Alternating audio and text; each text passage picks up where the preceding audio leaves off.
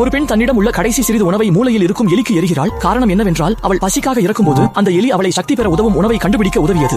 உணவு உண்டு முடித்த பிறகு பெண் ஒரு பெட்டிக்குள் ஒரு ஸ்பின்னர் இருப்பதை கவனிக்கிறாள். பின்னர் அவள் அதை தன்னிச்சையாக சுழற்றத் தொடங்குகிறாள். ஆனால் ஸ்பின்னர் நின்றவுடன் அவளுக்கு ஏதோ யோசனை தோன்றுகிறது.